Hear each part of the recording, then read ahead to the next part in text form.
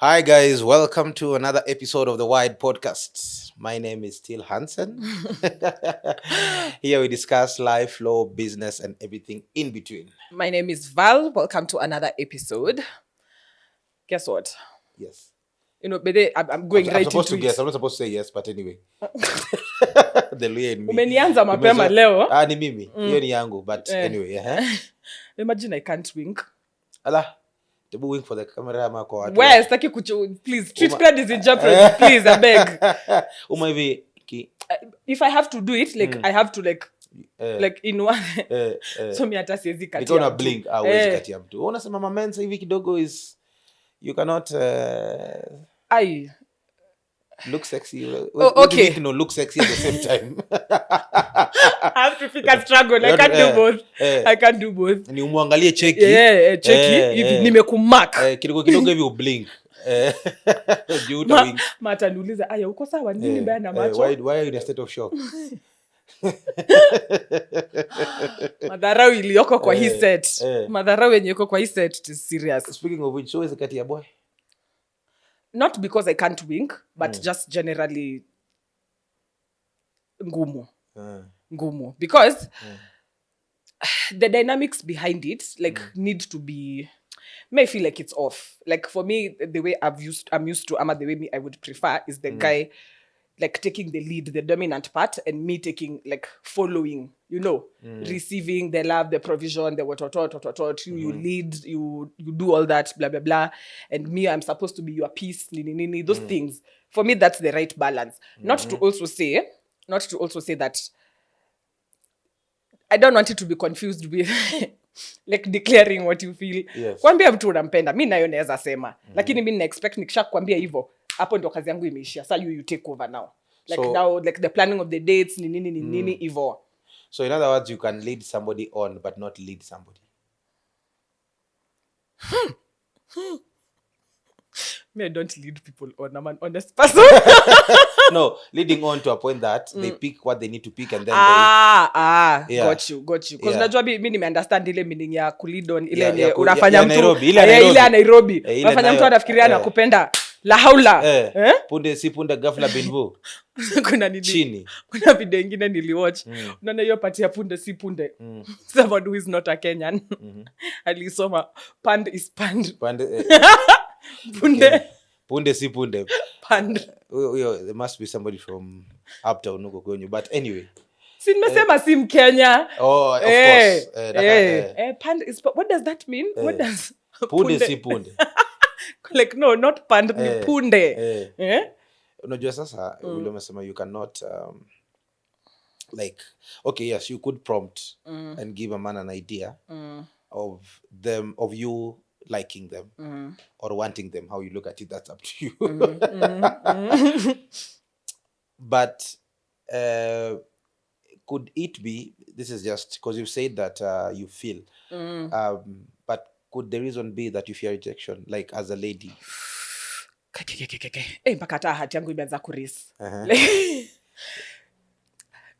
Chicks don't take rejection well. Generally. Hata mimi, hapana. And then, okay, chicks don't take rejection well because hiyo kitu huuma. It's not a nini. Sasa, there was a time you told me that chicks have a threshold for for what? Pain. For pain. Please, physical. See, hiyo ya roho. Hapo hata pia mimi. Afu unajua kwanza the heartbreak the worst part inakwanga. It's relentless until you get over that person. It's relentless. Uwezi meza painkiller, uwezi fanya kitu yoyote. Umelala ukiamka hivi ukishafungua macho tu hivi roho ishaanza kuuma. Sasa nikwambie. Hii Nairobi. Mbona unacheka? I'm true sorry. No, it's the face that you have made that is making me laugh. Hii Nairobi. Kama wanaume wangeweza mea kitambi na blue tick. Kuna very obese men in Nairobi. Very obese men.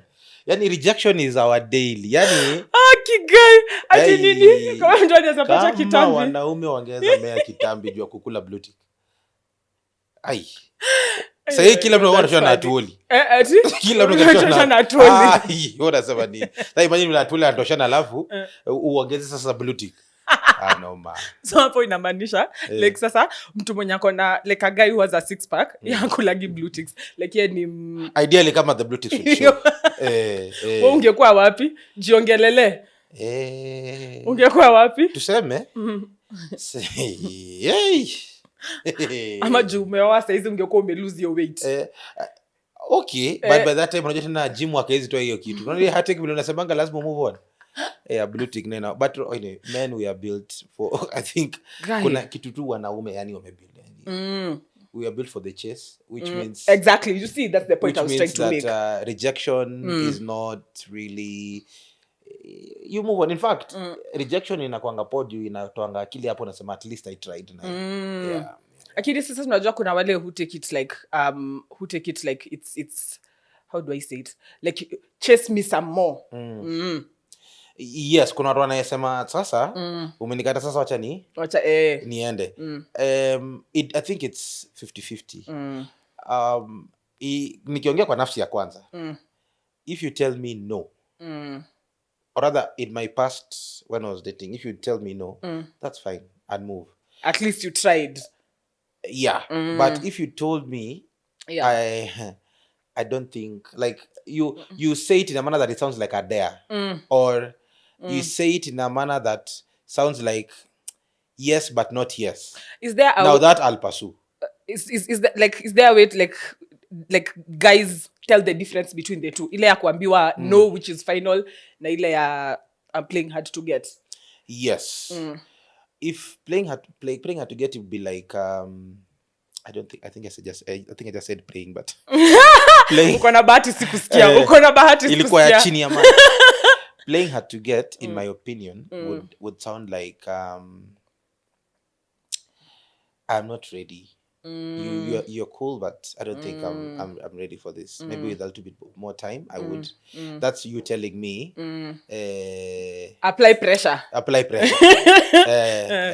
when I'm cool lakini siko sure kaniko though kuna wenye wanasemanga siko ready ya ukweli hawako ready but to me that I'll try and push harder just to see if you're really not ready. But if you tell me no you're not my type, hey boss, mademu anatoa kuambia mtu hivyo. Mimi imagine sijaiambia mtu hivyo like ati we si type yangu.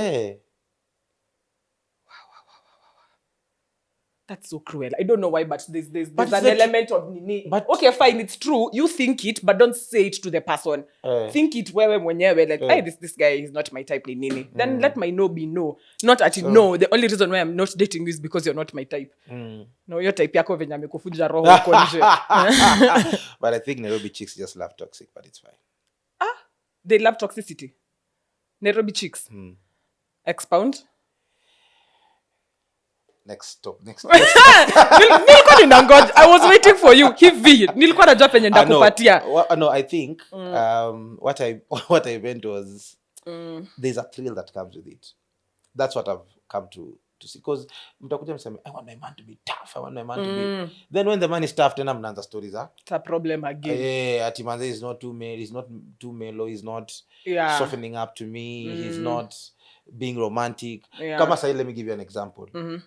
Mnaenda kwa chizma movies zenyu mtu ampeleka kwa picnic kwa park. Nikikupeleka huko Uhuru Park. Kama mdemu. Sasa mbona inakuwa issue lakini pale kwa TV mtu akipeleka kwa boat na ile boat ya kanyaga ya kuna hivi na Bede Uhuru Park ni form bede wewe. Uhuru Park. Kwanza hapo unapigwa picha umefloat juu ya KCC hivi na hiyo boat yako. Inakuwa shida. Unasema umse kwanza ana form. Umse sijui nini. Lakini pale sasa I feel there's no winning when it comes to this. But it's okay, that's true. There's no winning, but I'm still thinking about me bado brain yangu iko pale Uhuru Park. When you were quoting your wife ulimpeleka Uhuru Park? Sikuwahi. Kusema ukweli sikuwahi. Sikuwahi but pengine hivi karibuni ndampeleka. Uhuru Park ni form by the way, kuna merry go round. Kuna watu weke pale juu tumeshika KICC hivi. Na hiyo boat tumeikalia, tunaicycle juu ya KICC. Kikunywa kasoda hapo. Inaweza bambaje. Actually, by the uniform, like it's a really nice date idea. And because you see right now, Uhuru Park has been renovated, but it looks really nice. I'm trying not to give credit to somebody, but it's fine. Yeah, no, don't mention anyone. Just know that it yes. I know what you want to say, by the way. Yes. It looks really nice, by the way. Uhuru Park ni form. Yeah, it's nice. Date idea, guys. Yes. Date idea, Uhuru Park. Anyway, so there's something I wanted to tell you before we get into our topic. Our topic for today is issues, some of the issues that come up, some of the, I'd like to call them injustices, but I can just say some of the things that people ignore during succession or come up during succession that might affect that process. Because when we had that episode, again, this is an episode based off a question. After that episode, where they said, okay, they've not left a trust, they've not left a will. Yeah. Where does that leave us? Yeah.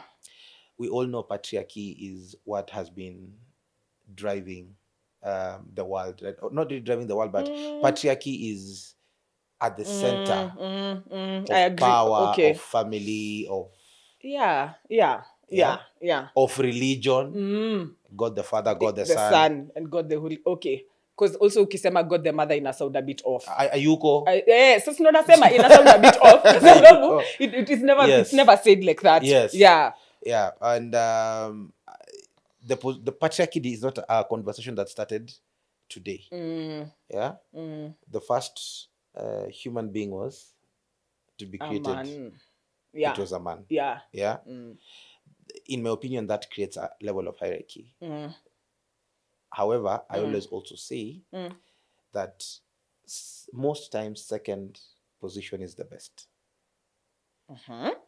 In the sense that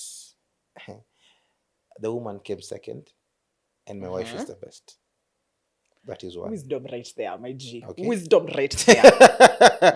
Number two, and this is purely based on my beliefs. Okay. When Christians pray, they say, God of Abraham, Jacob. Jacob is a second born. In fact, God of Abraham, Isaac, and Jacob. Isaac is a second born. Yeah. Oh, because in this family, Ismail was the first born. Yes. Yeah. Jacob was a second born. Yeah. The first born. The first Esau. Isu. Where? Esau. Anaitwa Esau. Isu. Esau. Isu. Esau. So ata jina. Okay, Ebu, how do you pronounce the name then? Elijah. Yo inasemwa Elijah. Elijah. Ni Elijah. Elijah. Anyway, continue your point. So that is the second point to confirm what second position, that the second position carries a certain blessing. And lastly, the second coming of Christ is what is going to determine our eternity. Hapo ndo tutakuwa na honey glazed pork ribs. Uko nilikwambia mimi asali Mungu ashapeana. Aniruhusu tu nibebe nguruwe zangu. Utakuja kujipikia zako huko. Nitaglaze tu pole pole leo asali amenipatia juu maziwa situmii. Relationship yangu na pork ilisha kitambo sana. In fact, I remember I told you about maziwa. I remember. So there was a time that one of the few times I've been able to take milk tea. So when I was going to ask my father-in-law for his hand in marriage, to marry the daughter rather. Nilifika huko manze nikagundua tension is tension. Tension is tension. Kwanza nimefika huko na my friends, my people, wanajijua. Those guys were crude bana. Kwanza nikifika huko hakuna kuangalia juu na nikiinua kichwa hivi uacha kuangalia wazee kwa uso. Uko na shinda hivi. Huku wana shingo imefura huku nakwambia. Anti yake anakama. Anti yake anakama ananiambia. Mkule, chakula ni mingi. And anyone who's been at my wife's place, those guys are generous with food. Lakini Waluya generally wanataka kukumaliza na chakula. Kuna zingine kuna ya Waluya alafu kuna yao.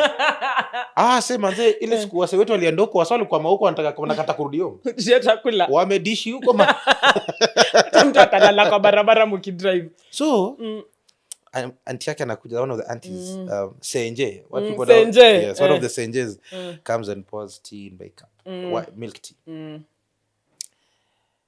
Sasa mimi nimeshindwa, I cannot say I do not. She had already given them a notice that I do not take milk. But that day my friend tension. Hata uwezi sema. Natetemeka tu. So kikombe hata ilifika kwa mdomo wanje. No, I drank. So the senje goes back to the bedroom and says, and my wife asks the senje, at the time, of course, my girlfriend, have you given this guy tea, black tea? Ati sienda kunywa tu maziwa tenge. Kama kila mtu. Wacha nini nimuongeze kikombe ya pili. What happened to you? It was a struggle. Acha. But that setting, that casual setting is usually tense. So like hata hiyo part ya kusaviwa food, so you have to eat everything and you make kwa hiyo sahani. Lazima umalize, hakuna kubakisha chakula. You don't know if these guys are going to give you their daughter. You need to impress. And the impressing starts with eating what you do not eat sometimes. Mimi hapo sasa ndio guy.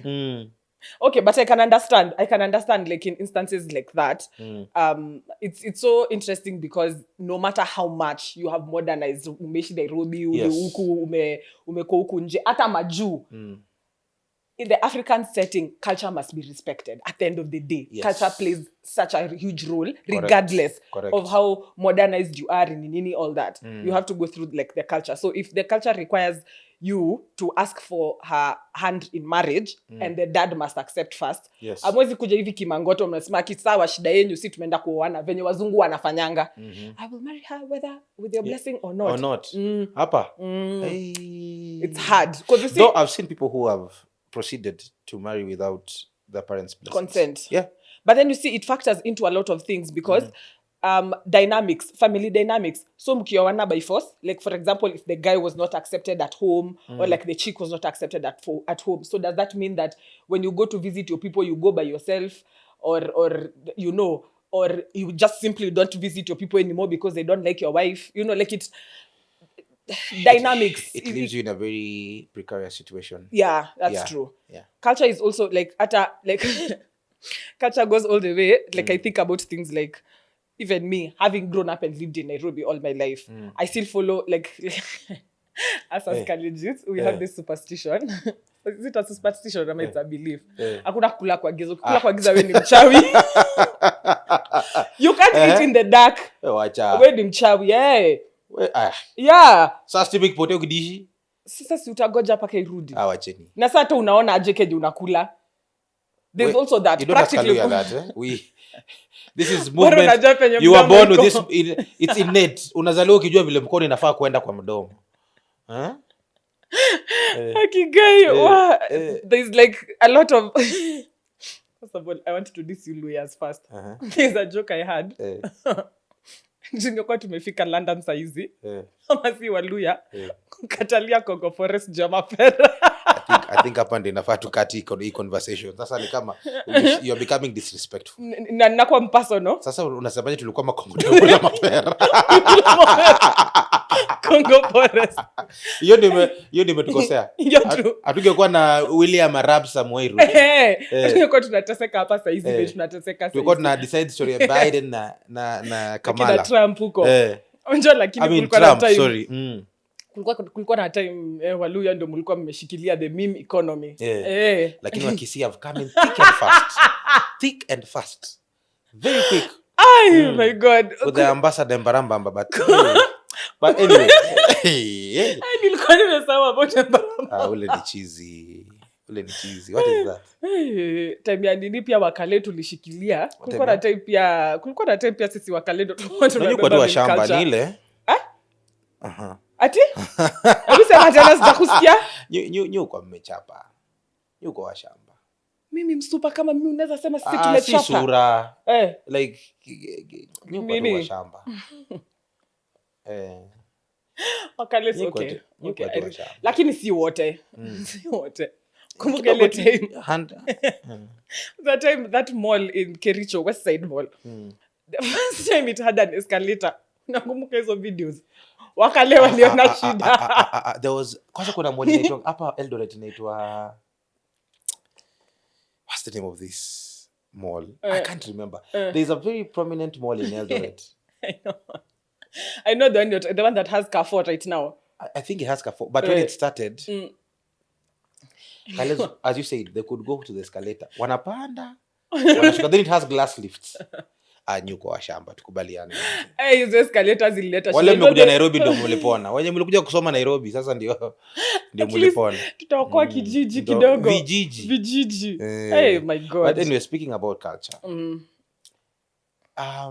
Did you know that we have a list of places? Because we had said that today we are talking about let me call them did you know moments in succession.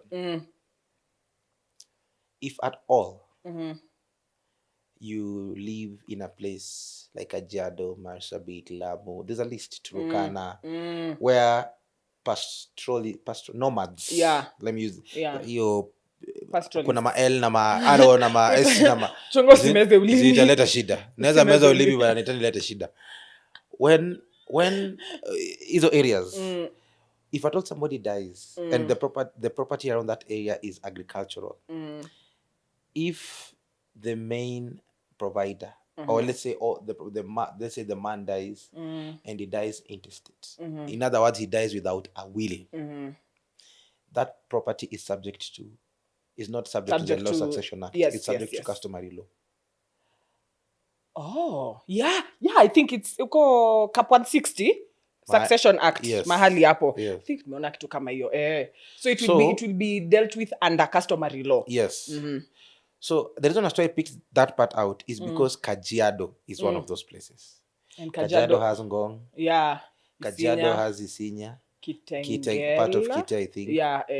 Kajiado, there is a part that people call Karen, but is in Kajiado. I will not say the name. Yes. Okay, the point is, like, it's cosmopolitan. That's an area that is not Cosmo Metro. I usually find it. Let's say metropolitan. Metropolitan is more town. Okay, so yeah. Cosmo. Like Cosmo, it's a mix metro. Of both. It's a mix of everyone. Yeah. So, but you see, if I told somebody has agricultural land and they do not subscribe to the nomadic culture, because the assumption is that's what the nomads were. They used to they move around. Cultural there's a lot of culture around that property. Property is owned communally. That can bring like a problem, Yeah. So if you live in Kajiado, I'm isolating Kajiado because that's also my parents stay. Yeah. But and also like it's a growing town. So it's like instances where like you're having succession issues and one of the properties listed there is in Kajiado. Yes. Now that's the part that you're saying, like it's not subject to the regular form of succession. Yes. Is it if, but also it depends on the use. Yes. On the use. If the use is agricultural. Yeah. And that definition includes even the crops on that particular property. Yeah, if livestock, there are crops, when we are doing succession, those crops are not supposed to be included, to be divided, and they're not subject to the Law of Succession Act. So they go to cultural. Yeah. But again, guys, as when you look at cultural, the law says, and the law by this may mean the mother law, which is the Constitution, the culture should not be repugnant to the Constitution. By repugnant mean it should not be against the Constitution, the main tenets of the Constitution. Okay. Another did you know moment. Shock me. Did you know that when a spouse passes on, and in this case, I mean the spouse being a man, and the wife and he's survived by the wife and the children. Yeah. And in this case, he has one wife. Because okay, there are tiers to it. Yes. That wife is entitled to personal effects. Yeah. Personal effects meaning you get to decide like the clothes, things like those. Yes. Kama Bogwa mwenye alikuwa na Rolex. If you watch that episode, you know what you are talking about. Episode 2 again. Episode 2. Episode 2 ilikuwa na mambo? Sana. Okay. Personal effects and a life interest in the deceased property. Yeah. So long as she does not remarry. So basically, if I was married to a tycoon. Yes. And then he passes away.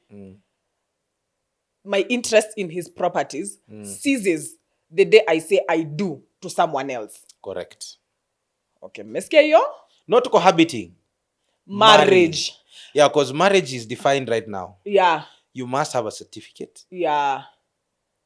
Showing the kind of marriage, either Christian, civil, customary. Yeah. I think which is a good thing, because it came to cure a lot of like problems. This one's for come we stay. You stay with someone for a period of time, and then it is assumed that you are married. Yes. So now you see that would bring a small contradiction there, because then now what if I end up, yes, I am widowed, but what if I end up like living with this person in perpetuity? That is not marriage. That is not right now. It's not marriage. Right now, it's then not marriage. It used to be. Yes. Yeah. Marriage, you must go and get a certificate. Yeah. Confirming that kind of relationship. The relationship. So if this woman is cohabiting with another man, you'll find wale watu ushagoa na kujua nasema hata aliolewa tena. That lady still has a life interest. So long as the marriage, as long as akipenya anatik bado anatik widow. Akitika anatik widow. She has a life interest. What about in an instance where, like, as the guy, now you are married to someone, then you got a divorce, and then now you marry someone else, and then by the time you are passing away, you die now married to that person. What happens in an instance like that? A guy had a wife, a first wife. They got a divorce. Nasty the heartbreak, akapata de mwingine. Got a second wife, married her, and died during the subsistence of the second marriage. Interesting. The former wife, if at all she was never awarded her part of the contribution, she is entitled. She's entitled to the life estate, not life, to a reasonable allocation in the estate, according to her contribution during the subsistence of the marriage. So the law of succession extends to former wives. It is just not to the current wife. So if you divorce today, and you did not bequeath this lady with, because you see you have to go for matrimonial courses, and then there is a contribution she must have done in your life for the period that you are together. This lady can come and say, I was not included and I need my reasonable allocation. And as a former wife. She's entitled to. She is entitled. What if she remarried? Like the aspect of remarriage is constant in both scenarios. Now, if she remarried, now that would be a little bit tricky. Because you see, that will subject this conversation to the interpretation of the law with the courts. My thinking. So it's situation. No, the law is clear when it comes to if you are a widow and you remarry. But if you remarry, you divorce, then get remarried. At that point, in my reading, probably there's a gap there. So it's contestable still. Like even if I ended up, but no, if you think about it, then if it applies to this other aspect, it should apply. It should apply to this my one thinking also. As well. But the law is silent on that, though. Yes, as far as I've read, yes. It's more of how you interpret. Correct. Hey, fun facts. You see, these are important things that it's good for people to know. What? Like for example, now, like the way you were talking about properties that are located in areas that are not subject to succession. You see, that also brings if what is it called? If the customary law or the customary law is going to apply in an instance like that, you'd find, like, let's say, for example, the aspect of the fact that most cultures don't allow, or rather don't pass inheritance to women under the assumption that they will get married and you leave home and stuff, like most cultures. Although the law does not specify like the gender of a child that is supposed to benefit from the nini, that is supposed to benefit from the estate of a deceased parent. There are cultures that generally believe that women are not supposed to be bequeathed property. Correct. So you see, like that is an unfair situation. Like, let's say, for example, if maybe Lamu, because Lamu is among like that list. Maybe in that family, like I think you mentioned this also in season 2, episode 2 rather, that maybe what if the family is just girls? What now happens in an instance like that? And maybe like the parents die. You see, so what in an instance like that, I feel like those are some of the injustices that sometimes culture can play especially when you don't have, first of all, access to the law and you don't even know this information. Yes. That's the only life that you know. So you, as the girl, because of things like those, you have no choice but you have to get married, because then now, as the girl, you won't inherit anything. You go to your husband's house, to your, of course, you go live with your husband. That's so the like assumption if you get married. So like, I feel like one of the things that people suffer the most is like, now an instance like that, you'll find that maybe the uncles now, they take over the property because now it has to be passed to, like, it can only be held by a male according to that particular to maintain culture. the family lineage and things like that. Things like those, So it's and you know, the law says the gender of a child does not matter. Yeah. Every person is looked at equally, regardless of the gender. Yeah. In this case, a male or a female. Yeah. Not ourselves. But you know, nowadays you have to sensitivity is also key. Them, hey, us, Nini, all of us. All of us insist younger, by the way. Very soon. All of us. Yeah, of course, in this ever-changing world. So see, like, now that you're even speaking about that, like, you see, like, if someone who is, you see, culture also frowns upon, some cultures also frown upon, like, actually not most actually, about like being queer and everything. See, that's also another thing. The body is yours, like, you get to choose how you want to identify, but there will always be a semblance of, like, in a family, because in African culture, that is not a setting that is nini, is considered, I don't want to use the word normal, is considered like everyday life. No, I just wanted to touch on that now that you mentioned the all of us part. It just crossed my mind that even for someone who identifies as queer, some cultures, some aspects of culture will, like, you know, make your life kind of sort of difficult kidogo. Yes. Yeah, if you're a man and you that would do a number on you here in Africa, Kenya specifically. So if you, and it's important also to note that when you are married, or rather when somebody has many wives, so meaning he's polygamous, it is important that we understand that the distribution of that particular estate will be distributed according to the number of children in that home, in every each home household. Yes. A household. Yes. So the number of children, kama wewe ulijikakamua, basi shamba yako itakatakatwa mara 12. Shamba yako ndio kubwa kushinda wengine. So this is not to say that anyone who's in a polygamous marriage has more, but the more kids you have, the more likely you will, the more likelihood that you're going to get more, because the law says the number of children is the one that is going to be used to determine the distribution. And then also it is also important to mention that then it means all 3 or 2 wives that you had have a life interest in that particular, in all your property. Correct. Also. So long as they don't remarry. The moment you remarry, that life interest is over. Now it's for the children. The children are the beneficiaries. It goes to the children, yes. Yeah. I think that's also important to mention. That aspect of remarrying. I wonder, if you think about it, can you expound a bit on, like, the principle behind that part for remarrying? Like, so if I remarry, then why do I lose my life interest in the property? Yeah. You see, the idea is the lineage of a patriarchy. It goes back to patriarchy. My thinking would be, it goes back to patriarchy. The lineage of a family is more than often determined by the man. So once you cross over and move to another man's home, the understanding is that you are subjecting yourself to another lineage. Yes. And you're subjecting yourself to another culture, to another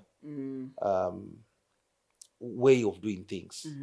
So it is important that you actually consider that issue of patriarchy. That's when I say patriarchy is low-key. A very dominant thing when it comes to these matters of succession. Yeah. And even until recently, the Law of Succession Act just changed it. Hey. Usiweze ulimi bro. Usiweze ulimi. Was just changed. Was just changed. Yeah. The other day, not so long ago, to include husbands in the definition of spouses. Spouses, yeah. Because wanaume tulikuwa tumewekwa nje kidogo. So you can see how patriarchy is. It's like the dominant. Yeah. But then the previous law of succession act, the amendments that were brought in made the female person look like the weak person. Yeah. So in essence, yeah. The way things are going, because everyone is saying equality. Yeah. Then we believe that the husband should also be looked at in the same way. Okay, fair enough. But then also, like, those are like the tenets of patriarchy that sometimes, like, I find myself being very sensitive to, because, like, okay, when you are dominating, literally men dominate like a large part of society like that. Paka huko kwa succession unakuja kutufinya na hapo ndio sisi tulikuwa tunakulia shwali. Unaona? Like you know what I mean? You get what I mean? Like yes. Huko ndo mlikuwa mnakulia. That's all you had. Fala. No, as in the concept I'm trying to say is the world is very male dominated. You know, I do like that's what I'm saying. Like I'm very sensitive to it because yes, I do advocate for equality in all equality. Yes, according to rights na nini. Equality, yes, I advocate for it. But then the moral or opinion part of me also still feels like you already dominate every other like not every other but a large aspect of society. You guys don't carry children. You guys don't. You know, we are the ones. Please. Now never venye unakuja. Ongojea kwanza. Like you don't carry children. You contribute to the creation of the life. I understand that. Things like umesema hivyo paka umenistua nika lose your point ya pili. Things like for example when it comes to contraceptives, you are the one who, you know, one man has the ability to populate the world, like to have like over 30 children. But as a baby, you can't get pregnant 30 times. Yet I'm the one who has to take contraception. You know, like those are the parts that I'm saying. Like you've already dominated a really large part. Hata huku kwa succession, hapo ndio ilikuwa stronghold yetu. Pia huko mnataka kukuja. One. But that's on a light note. One. Before ubebe mtoto, nimembeba miaka ngapi? Unasikia hata uzito ya kitu yote. Hauelewi, huwezi elewa. Hakuna kitu kama hiyo. Huwezi elewa Valerie, huwezi elewa. Paka umeniita my full name. You've never called me by my full name. Nimebeba miaka ngapi? Nimebeba miaka ngapi? Please. Number 2. Na kubeba hata haina effect yoyote kwako. Unaishi tu hapa tu, uko tu sawa. Nani nakwambia? Wewe ni mwanaume ama tulibadilisha mambo na tujui? Wacha mwanaume akwambie. Hii kazi ni nzito. Inatufinya. Yeah. So but when you say that you are for equality, then you add the word but. Are you for equality? I am. Hiyo ni nini tu hitilafu ya Kiingereza. Ni grammar. Ni grammar tu. Hiyo but ikifaa kwa hapo. Nilikuwa nafaa kusema however. Nilikuwa kusema however. You're trying to be a lawyer here, but it's fine, you are one. Lazima nijitetee. Siwezi kubali tu nini hivyo. But I agree. Equality is something that needs to be emphasized. Equality is something that needs to be advocated for. Equality is something that really needs to be spoken about. It's just that sometimes I feel like there are people who are misinformed about what equality really is. I am a feminist. Okay? Yeah. And I believe that, not I believe, in my scholarly endeavors, I've come to understand feminism is basically fighting for equal rights for women and men. Yes, I'm with you on that. It is not fighting men. Yeah. There are some women out there who have made actually like a very bad rep about feminism, because feminism is what you're saying. Yes. Feminism is not saying that what a woman can do what a man can do a woman can do better. Uongo. Sijui nini vitu kama hizo. Sasa nikwambie wewe sasa nyingine moja and msinimalize, ni ukweli tu. Kama mwanaume ameshindwa kufanya kitu mwanaume mwingine amefanya. Kama mwanaume ameshindwa kufanya kitu mwanaume mwingine amefanya. Akiwe amenipiga kama mwanaume ameshindwa kufanya kitu kingine kitu mwanaume mwingine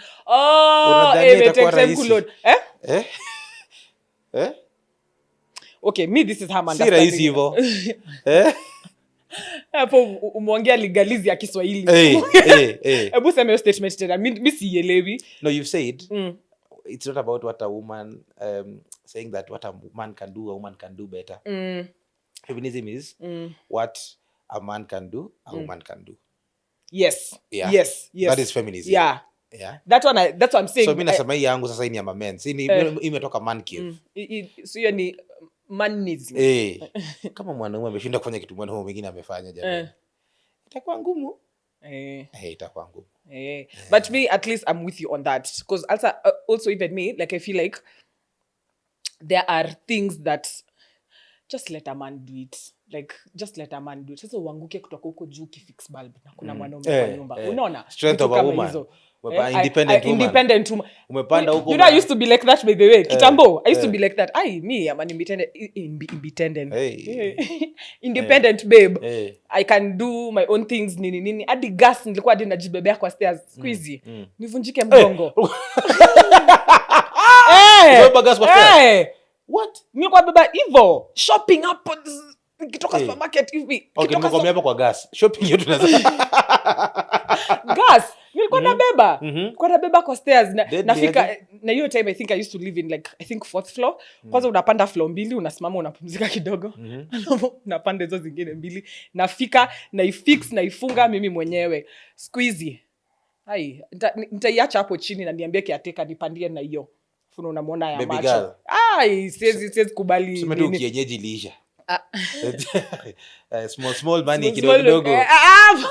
You can't leave the gas tank anymore. Nibebe hiyo gas tank like kitu kama like cause especially now like with the car. I just feel like some things are just supposed to be about like they're supposed to be for men. The number of times I call my man ebu kuna kitu gari inafanya yenye sielewi ama iko hivi na hivi na hivi nafaa kufanya nini what. He's the one who even made me realize that my car was sijui 1,000 kilometers ama sijui how many nini over for service. 1,000. Si 1,000. Okay, maybe si 1,000. Mimi sijui, mimi najua tu ilikuwa overdue for service. Unaona vitu kama hizo. Kiti saizi nina lan at least najua vitu kama spark plugs, nini things like those. But every time even when the mech was explaining, I'm just like this is just supposed to be things that men do. Me is vitu when rudisha tu gari yangu kama iko sawa. Yes and no, because hata mimi when I was doing my driving classes kitambo kiasi o sana. Najua hiyo ni jambo na nigonga nayo but ni sawa tu. Mwanzo siku ya kufungua lori hapo mbele mimi sikuwa naenda Daro. Ati siku ya kufanya nini? Kufungua lori. I trained driving a car with a lorry. Tuendeshe basi hadi super metro basi.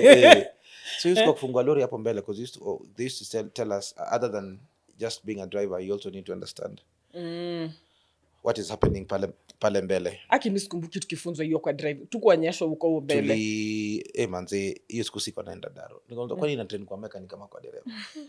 Let me tell you how to learn the hard way. So it's good to know. It's good to know so that you don't end up messing up your car. The fact that it's moving, it doesn't mean that it's okay. I know. Yeah. Hadi niliambiwa ati si kuweka mafuta na kuiosha peke yake. You need to care. You need to find a way to care for the car. Yes. Anyway, back to our conversation. So, the main point you are trying to say is that the law is crafted in a manner that should protect both, but low-key, patriarchy finds its way to domination. Yeah. Yes. Because now, the moment you remarry, it means they're saying you're not going to inherit because you are aligning yourself to another level, to another line of patriarchy. Oh, to a different lineage. Yes, lineage of patriarchy. Yeah. Okay.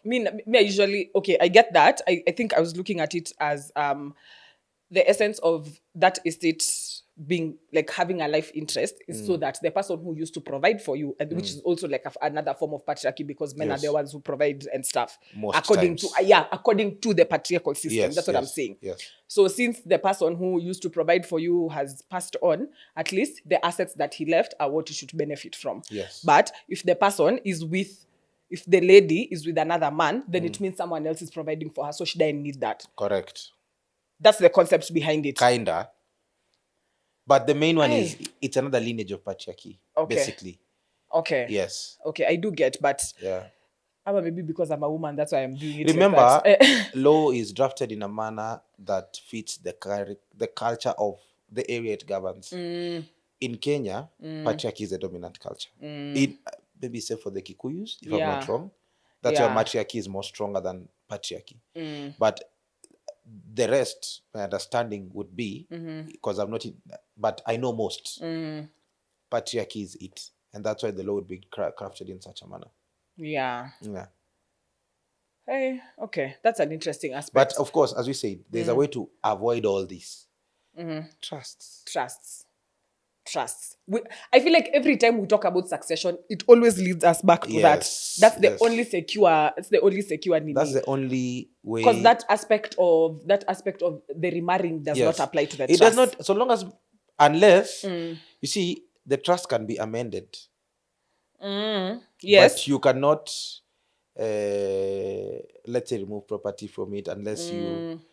Maybe you can change the conditions. The conditions of the trust. Yes. And also, interesting question. If that would be so selfish. If a guy was to write that, maybe like set up a guy, a chick, whoever, set up a trust, puts property there, and lists the spouse as a beneficiary there, but on condition that they never, in the event of their demise, I know what you're you can't marry anyone else. Yes. If you get married, you lose it. Yeah. And actually, I wanted to demystify that, because yes, in its unfairness, I feel like trusts allow you to do that because it's your property. You get to determine the conditions within which someone can enjoy its benefits. But even the Law of Succession Act says that if you remarry, so that's not unfair. Even the substantive law itself says if you remarry, you lose the life interest. Wacha sheria iseme, lakini wewe usiseme. Usiniambia ati. Yes. Yeah, yes, like yes. if it is coming from now the law, that comes to your soft skills with your husband. When you're setting up this particular trust, how nice are you to him at that point? At that point. Sasa hapo ni life skills zikusaidie. These things unajua hizi vitu si sheria tu. Life skills. Kwanza hapo soft skills. Unaongea kwa sauti kaupoe. Unapika favorite meal. Fanya buju. Then also a recent thing that I learned, men like like being massaged if you're on the head. Si mimi. Si mimi. Si wewe? No, mi nimesikia most. Mi nasema tu. Si wewe? Hata kwa kinyozi sishikwangi. I see what you did there. Si mimi. Mimi mtu zidi. Si mimi. But nishawahi and I've ever passed by your barber shop. At least kuna kama kuko na nini kidogo. Kuko na decorum. Si mimi. Wewe hujasema kitu? Si mimi. Sipendi kushikwa kichwa. Haupendi. Na baba. Unajua wase kuna kwangana hii page, there's this page ati rather wale watu wa kuosha kichwa. There's this like guys who usually make jokes. Me hizo jokes unimaliza like one ati which I've forgotten. Anyway, keep talking. As I remember, hizo dad jokes. Those dad, me, I love them. They're so funny. Like, for example, how do you count cows? See, 1, 2, 3, 4, 5, 6. With a calculator. Oh, I know those guys. You know those guys? Yes. They're hilarious. Wow. They're hilarious. Yeah, they're very funny. Anyway, proceed with your just point. Like, I have another dad joke. There's this guy called Kerry. Ati Kerry. Kerry, like... K for Kere. Like he's a Kenyan comedian. Okay. I thought you meant like Kerry of Kiss 100, because even he makes those jokes. I know Kerry. Yeah, he was in Homeboys. Then he was at Homeboys rather than he's at Kiss right now. Yeah. So K for Kere goes ahead to say that guys, I walked up to my father and I told Dad I need new shoes. Then the dad goes to give him that lecture of, we walked how many kilometers before we got shoes. I was 16. Then Kere goes like, boss, your father was poor, mine is not. But they should Jaribu ambie baba yako hivyo. You should watch that. That guy is hilarious. Utanitumia link nione. That guy is funny. And he says it in such he's very calm. His delivery is on point. I may not be as funny as him, so go watch him if you haven't. But that guy is hilarious. Super hilarious. Your dad was poor. Yeah. Why did you need to wait until you're 16 for you to get shoes? Mimi sasa hiyo ndi shida yangu aje. Wewe uko hapa na ulikuwa unani mpaka kwa maskini. That's a dark and a very bari ile utakula utalala ICU hiyo siku. Utalala ICU hiyo siku. But it's funny. Also another word, something similar to that. It's like someone's father asking you what like intentions do you have with my daughter. They're the same intentions that you had with her mom. Simi nilisema niliona pale kwa mtandao. Simi nilisema. I was like, wewe tutafanya hapo. Mambo ni mawili. Hapo sasa si mawili. Wewe toka tumbio manze. You remember when I started the episode I told you that situation is not normal. There's a level of tension that comes in such situations when you're borrowing, asking rather, the father of your fiance or girlfriend to marry their daughter. Kwa na gati za kusema kitu kama hiyo. Manze wewe peleko tuko Iraq manze ufight ama something. Anyway, hata unatoa hiyo nini? Mimi hata mimi mwenyewe like yes it's funny to read it as a joke but I cannot fathom like saying that to someone. Ati like the mother of my boyfriend now aniulize what are your intentions with my son? The same one that you had with the dad. Jesus. Hata itatoka kwa mdomo hiyo maneno. Tabia nayo unajua sasa lakini hapa mbele hii generation inakuja. Gen Z hata Gen Z si mbaya sana. Alpha. I feel like Alpha will be very bold. But the thing is we are just transitioning to where the world has already been. Our culture is the most unfortunate thing about the Kenyan space, or maybe the African space. We accommodate a lot of what is not us so that we can belong. That is my thinking. And when you accommodate what you are not for you to belong, there's fatigue that comes. So I feel like you're going to revert back to who we are. Slowly are, yeah. But it will take some time. It will have a cycle, just like fashion. Nowadays, double breast suits are the ish. And remember, 90s. they were very good. They were being worn in the early 90s. Then got to a point they weren't in fashion. Yeah, also like kaunda suits, like the way our president likes to wear those things, lakini zake zime nicely tailored, sika zile za kitambo. Ruto si msempoa, lakini kama kuna kitu naweza sema tu ya ukweli, anajua kuvaa. Fundi wake ako on point. Fundi wake anajua nini anafanya na hii maisha. Suti. Kiatu. Hata hizo nini zake hizo. Kuna red bottoms fulani. That man has style. Ako na style by the way. Anajua kukaa kama pesa. Kama roho yake ingekuwa kaka nguo zake. Yuko mbali sana za country. Lakini maneno ya Ruto tukianza saizi please. Mimi sitaki depression. Literally nowadays every time you talk about politics in this country, by the time that conversation is ending you're mad. Like it's bad. Mejam. Aish. Leo staki. I think we've had enough did you know moments for today. I believe so. Yeah. Today was just catching up. But in a filaje. And I would like to hear from you guys. How are you finding the episode so far? Yes. The feedback is very much welcome. Yes. Please talk to us. DM us on our socials. We'll definitely respond. Even just comment on the post. We'll still respond there. Yes. Share with your family members. Let's have fun together. Let's grow together. Let's learn together. Yeah.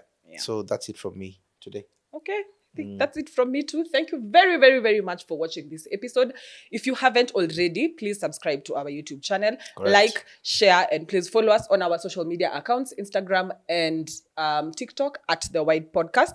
And we'll be interacting there when we are not dropping any episodes over here. So please engage with our content, talk to us, let us know where you are at. Like he said, if you have any comments, any questions, just leave them on the comment section.